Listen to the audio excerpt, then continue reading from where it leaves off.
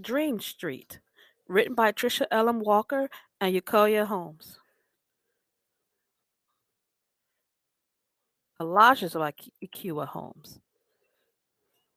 Welcome to Dream Street, the best street in the world. Just ask the people who live here. The houses and the dreams inside are different as thumbprints. The sidewalks are wide enough for huge chalk drawings and giant hopscotch boards. Children from all over the neighborhood come to play until the streetlights go on. Yusef waits for his brother Biko at the corner of Humboldt Avenue and Dream Street.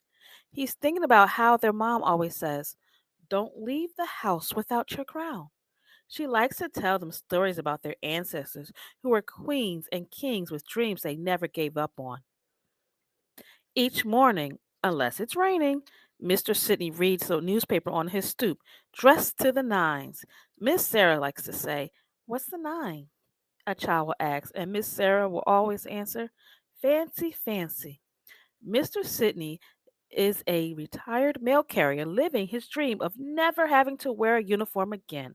He tips his big brown fedora and greets everyone with, "Don't wait to have a great day.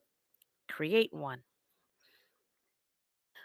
Belle catches butterflies in a jar when they fly near Mrs. Sarah's bird bath, but she always lets them go before too long. "Everything has a right to be free," she says, "and every butterfly is different, just like snowflakes and people and dreams." Belle wants to become a scientist who studies butterflies. She says there's a special name for it, a lepidopterist. Azaria's house is next to the park. That girl can really jump some rope. She can do double dutch on one leg at a time. She can turn around and touch the ground. She can jump by herself with two ropes. She can even dance, jump, and dream of winning a shiny trophy one day, all at the same time. When she flies down the street swinging her rope, she lifts her long brown legs as high as the sun. Miss Sarah, always also known as the Hat Lady, is Belle's great auntie. Her voice is only a whisper, but there are stories between the lines of her face that she'll share when you come close.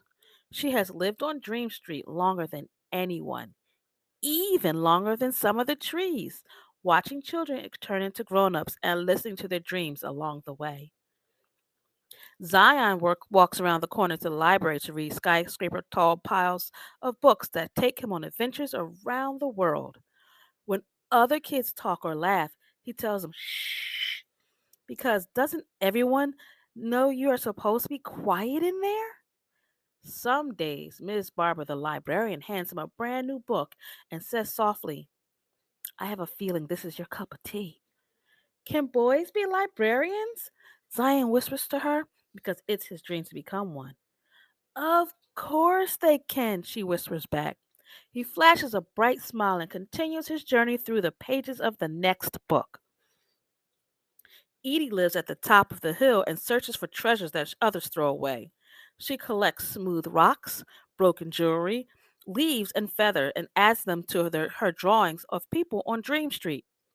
Meanwhile, her cousin Tari pays attention when new folks come around so she can make up stories about them. In her notebook, she scribbles down the things she hears when they don't know she's listening. The cousins dream that someday they'll create a picture book together about everyone they know and meet on Dream Street. The Phillip family has five boys: Dudley, Donald, Bernardo, Dexter, and Duke, all named after jazz musicians. Those boys are more than a handful, some say, but the brothers know not to act up or show out. On Sundays before church, their daddy, Mr. Phillip, lines them up on the front porch for inspection. From hats down to shined shoes, he dreams of forming his own jazz band with the Phillips boys one day. Uh-oh, looks like little Duke forgot his bow tie. The garden behind Disa Ray's house overflows with plants you don't see every day: purple lilies, red desert peas, and yellow passion flowers. Her magnolia trees smell like milk and honey and make your eyes feel heavy as if they want to close. Disa Ray's locks are so long, she can wrap them around her shoulders like a shawl. Sometimes she and her grandbaby Little Song fall asleep together. Little song makes sweet sounds and dreams little girl dreams. When she was small, Miss Paula loved to twist on her tiptoes up and down Dream Street. Now she teaches African dance at the rec center, her head wrapped around and around with bright fabric until it's tall as a pyramid. Her feet move lightning fast, slap, slap, slapping, and tap, tap, tapping with the floor, keeping pace with the drummer's hands. Watch out! You might get dizzy if you stare too long.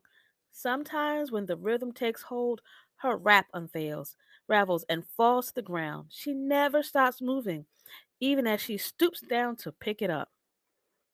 Little Benjamin, who lives in the purple house next to the park, is tucked snugly into bed. But he doesn't want to go to sleep and dream. He might miss something important.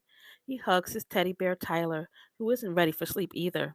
Instead, they count the stars that sparkle through the bedroom window and listen to the laughter outside from the big kids who don't have to go to bed yet. The children who live and play on Dream Street can become whatever and whoever they want because their dreams are nourished and cared for, just like Desa Rose flowers.